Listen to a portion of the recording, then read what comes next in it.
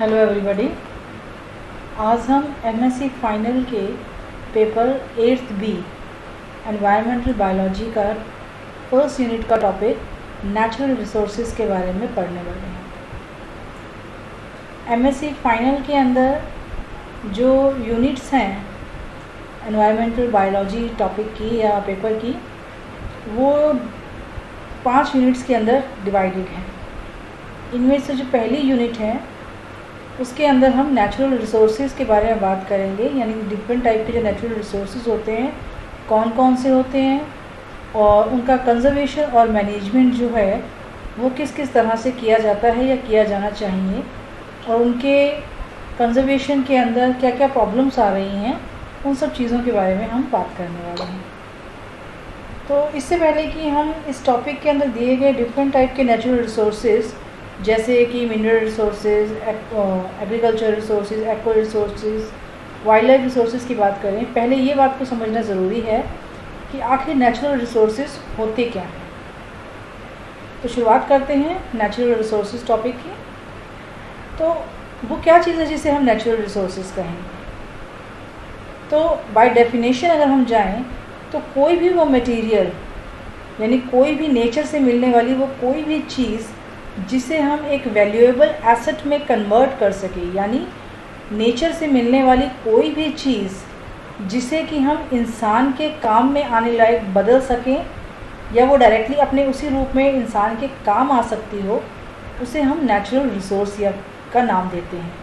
यानी वो कोई भी चीज़ जो उपयोगी है ह्यूमन के लिए, चाहे अपने प्रेजेंट स्टेटस के अंदर यानी अपने जो वर्तमान उसका रूप है उस रूप में, या उसको हम प्रोसेस करें यानी उसको हम किसी तरीके से मॉडिफाई करके अगर हम ह्यूमन यूज़ में ला सकते हैं तो उसे हम नाम देते हैं नेचुरल रिसोर्स। दूसरे शब्दों में हम कह सकते हैं कि वो कोई भी चीज़ जिसे हम किसी कीमती चीज़ के अंदर बदल सकें और उसका उपयोग कर सकें, उसे हम रिसोर्स का नाम देते हैं। तो यानी यहाँ पे आपको ये समझना ज़रूरी है कि वो कोई भी चीज़ जिसका एंड प्रोडक्ट हमारे लिए उपयोगी हो, तो उस एंड प्रोडक्ट के रूप में आने तक की जितनी भी स्टेजेस रहती हैं, यानी नेचर से वो हमें जिस रूप में मिलता है और ह्यूमन के यूज़ में आ सकने तक के रूप के अंदर जितनी भी मॉडिफिकेशन की स्टेजेस होती हैं, वो सारी की सारी स्टेजेस के अंदर उसको नेचुरल रिसोर्स का ही नाम दिया जाता है।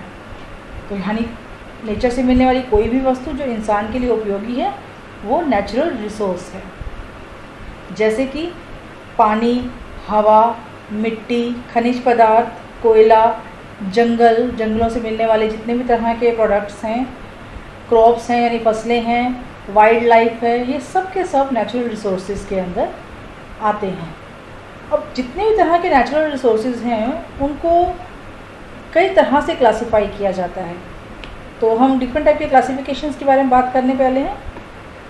कई तरह से नेचुरल रिसोर्स को क्लासिफाई किया गया है, जिसमें से सबसे पहला है on the basis of origin, यानी रिसोर्स किस तरह के हैं या उनका ओरिजिन कैसा है, इस आधार पर हम रिसोर्सेज को यानी नेचुरल रिसोर्सेज को हम 2 पार्ट्स के अंदर डिवाइड करते हैं।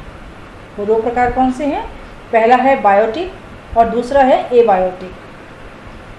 अब बात करते हैं बायोटिक रिसोर्सेज के बारे में, यानी वो हर रिसोर्स जिसके अंदर लाइफ है। सिंपल डेफिनेशन यही है, यानी हर जिंदा नेचर से मिलने वाली हर जिंदा चीज़ या जिंदा पदार्थ जिसके अंदर लाइफ है या कभी लाइफ रह चुकी है, वो सारे के सारे बायोटिक रिसोर्सेज के अंदर आते हैं।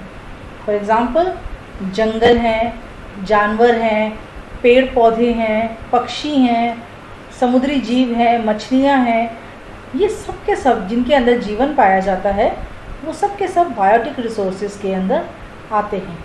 इसके साथ साथ वो चीज़ें भी जो चाहे अपने वर्तमान रूप में जीवित नहीं हैं परंतु बनी जीवित जीवों से ही है, वो भी बायोटिक रिसोर्सेज के अंदर ही आते हैं। और इसका सबसे अच्छा एग्जांपल है कोयला और पेट्रोल। हालांकि कोयला और पेट्रोल अपने आप में निर्जीव हैं, लेकिन क्योंकि इन दोनों का निर्माण पेड़ पौधों और जीवों के बहुत लाखों हज़ारों सालों के अंदर उनके डिकम्पोजिशन से हम जानते हैं कि उनके जो जीवों के शरीर में जो ऑर्गेनिक मटेरियल कार्बनिक पदार्थ होते हैं उनके डिकम्पोजिशन और बहुत तरह के चेंजेस के बाद, बायोकेमिकल रिएक्शंस के बाद उनसे उन्हीं जीवों से कालांतर में कोयला और पेट्रोल का निर्माण हुआ है, इसलिए कोयला और पेट्रोल को भी बायोटिक फैक्टर्स के अंदर ही रखा गया है। इन सिंपल वर्ड्स, वो कोई भी नेचुरल रिसोर्स जो या तो जीवित है या कभी जीवित रह चुके पदार्थों से बना है, उसे हम बायोटिक फैक्टर का बायोटिक नेचुरल रिसोर्स का नाम देते हैं। दूसरा आता है कैटेगरी एबायोटिक, यानी वो चीज़ जो कि ना तो वो नेचुरल रिसोर्स जो ना तो आज जीवित है ना कभी जीवित था, उसे अगर हम एज अ रिसोर्स इस्तेमाल करते हैं तो वो एबायोटिक नेचुरल रिसोर्स कहलाता है। फॉर एग्ज़ाम्पल, ज़मीन है, मिट्टी है, पानी है, हवा है, खनिज पदार्थ हैं, चाहे कोई भी खनिज पदार्थ हो, सोना, चांदी, तांबा, लोहा, हर तरह का खनिज पदार्थ जो है वो एबायोटिक रिसोर्सेज के अंदर ही आता है। यानी मेटालिक और नॉन मेटालिक दोनों तरह के जो खनिज हैं वो एबायोटिक कंपोनेंट के अंदर आ जाएंगे। पत्थर भी है, डिफरेंट टाइप के मार्बल्स होते हैं, रेत है, सीमेंट, रेत जो है जो निकलती है, ये सारे के सारे जो हैं वो एबायोटिक रिसोर्सेज हैं क्योंकि जिनमें लाइफ नहीं है। तो इन सिंपल वर्ड, ओरिजिन के बेस पर हम नेचुरल रिसोर्सेज को दो पार्ट्स में डिवाइड कर रहे हैं। बायोटिक रिसोर्सेज यानी वे रिसोर्सेज जिनमें या तो जीवन है या कभी जीवन रह चुका था, वो बायोटिक रिसोर्सेज हैं, और नॉन लिविंग थिंग से बने हुए रिसोर्सेज जो हैं वो एबायोटिक रिसोर्सेज जो हैं कहलाते हैं। फिर क्लासिफिकेशन का दूसरा तरीका है वो है इनके डेवलपमेंट स्टेज को कंसीडर करना, यानी वो किस अवस्था में है। नेचुरल रिसोर्स जो है वो स्टेज क्या है, ह्यूमन यूज़ के अकॉर्डिंग, इंसान के उपयोग कर सकने के हिसाब से वो किस अवस्था या स्टेज में है। तो on the basis of stage of development हम नेचुरल रिसोर्सेज को दो पार्ट्स में डिवाइड करते हैं, potential resources and actual resources. पहले हम बात करते हैं पोटेंशियल रिसोर्सेज के बारे में। तो पोटेंशियल रिसोर्सेज वो हैं जो अपने प्रेजेंट स्टेटस के अंदर तो यानी अभी काम में नहीं आ रहे हैं, यानी किसी एरिया के अंदर, पर्टिकुलर एरिया में हमें पता है कि एक पर्टिकुलर नेचुरल रिसोर्स अवेलेबल है, लेकिन अभी हम उसको यूज़ नहीं कर रहे हैं। यानी प्रेजेंट तो है लेकिन हम इस्तेमाल नहीं कर रहे हैं।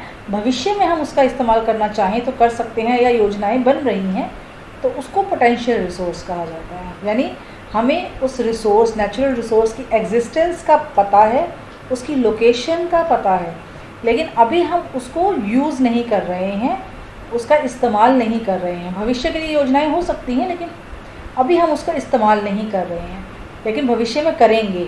तो ऐसे रिसोर्सेज जो हैं वो पोटेंशियल रिसोर्सेज कहलाते हैं। जैसे कि अगर हमें पता है कि किसी पर्टिकुलर एरिया में पेट्रोल के सेडिमेंट्स या फिर रॉक्स प्रेजेंट हैं जिनके अंदर पेट्रोल हो सकता है, तो हम भविष्य में उसका इस्तेमाल करेंगे, भविष्य में उसको खोद के निकालेंगे, लेकिन आज हम उसको ड्रिल नहीं कर रहे हैं, तो वो एक पोटेंशियल रिसोर्स है।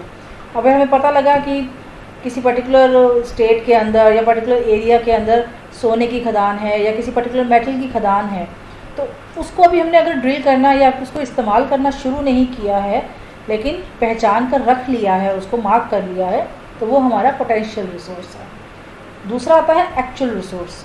एक्चुअल रिसोर्स वो है जिसको हम प्रेजेंट टाइम में यूज़ कर रहे हैं, यानी हमें पता है कि वो रिसोर्स प्रेजेंट है और एट द सेम टाइम हम उसका यूज़ भी कर रहे हैं। वो यूज़ किसी भी तरीके से हो सकता है, किसी भी मात्रा में हो सकता है, लेकिन हम उसको इस्तेमाल कर रहे हैं। यानी इन सिंपल वर्ड्स, जो रिसोर्सेज प्रेजेंट टाइम में इस्तेमाल हो रहे हैं वो एक्चुअल रिसोर्सेज हैं, और ऐसे रिसोर्सेज जिनको भविष्य के लिए पहचान लिया गया है लेकिन अभी उनका इस्तेमाल नहीं हो रहा है, वो पोटेंशियल रिसोर्सेज हैं। नेक्स्ट इसके अंदर आता है on the basis of renewability, यानी जिस नेचुरल रिसोर्स की हम बात कर रहे हैं क्या वो रिन्यूएबल है, यानी दोबारा से बन सकता है या नहीं बन सकता। उस आधार पर हम इसको बांटते हैं दो टाइप्स के अंदर, और ये दो टाइप्स कौन से हैं, रिन्यूएबल रिसोर्सेज और नॉन रिन्यूएबल रिसोर्सेज।